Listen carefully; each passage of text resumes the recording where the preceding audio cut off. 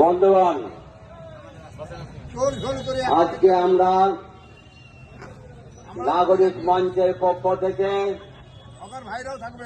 রেলের দাবি দাওয়া নিয়ে আজকে আমরা ধর্ম মঞ্চে উপস্থিত হয়েছি। আমাদের দীর্ঘদিনের দাবি যে আমরা কিছু এক্সপ্রেস ট্রেনের স্টপেজ চাই নরহাটিতে, কেননা নরহাটি একটা পৌরসভা এলাকা এবং প্রচুর জনগণ এখানে বসবাস করেন এবং সেই পরিপ্রেক্ষিতে আমাদের নরহাটি থেকে গিয়ে রামপুরহাটে গিয়ে আমাদেরকে ট্রেন ধরতে হয়।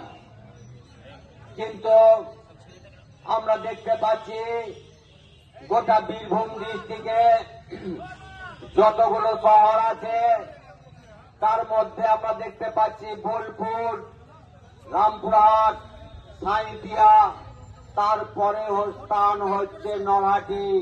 জনবহুল এবং পপুলেশনের দিক দিয়ে, ঘনবসতির দিক দিয়ে দেখা যাচ্ছে নরহাটি।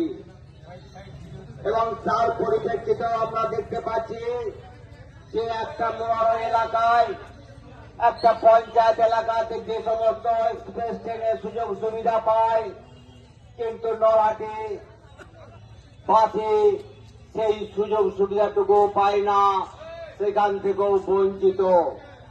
তাই আমাদের দীর্ঘদিনের দাবি যে আমরা নরহাটিতে কিছু কিছু এক্সপ্রেস ট্রেনের স্টপেজ চাই, যেমন আমাদের কুলিক এক্সপ্রেস, যেমন হচ্ছে কাঞ্চনজঙ্ঘা এক্সপ্রেস, এবং সেই সঙ্গে উত্তরবঙ্গের ডাউনের আপেরটা আছে, ডাউনেরটা নাই, আমরা ডাউনেরটাও চাইছি। এটা কিন্তু আমাদের ন্যায্য অধিকার। এই অধিকার নেওয়ার জন্য আমরা তিনবার আমরা রেল রোকো আন্দোলনে সামিল হয়েছিলাম, কিন্তু রেলে বোর্ডের থেকে আমাদেরকে এসে বারবার আশ্বাস দিয়ে গেছে যে আপনাদের দাবি ন্যায্য দাবি, আপনাদের হকের দাবি, আমরা খুব শীঘ্রই আপনাদের সেই দাবিগুলো পূর্ণ করে দেব।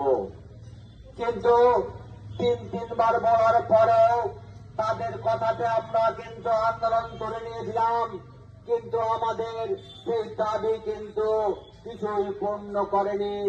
তাই আমরা রেলে বোর্ডকে বারবার চিঠি করেছি এবং তাদের সঙ্গে ফোনে কন্ট্যাক্ট করেছি যে আমাদের দাবি দাওয়াগুলো আপনারা পূর্ণ করে দেন, কিন্তু এখনো পর্যন্ত আমরা সেই দাবি দাওয়ার কিছুই পেলাম না।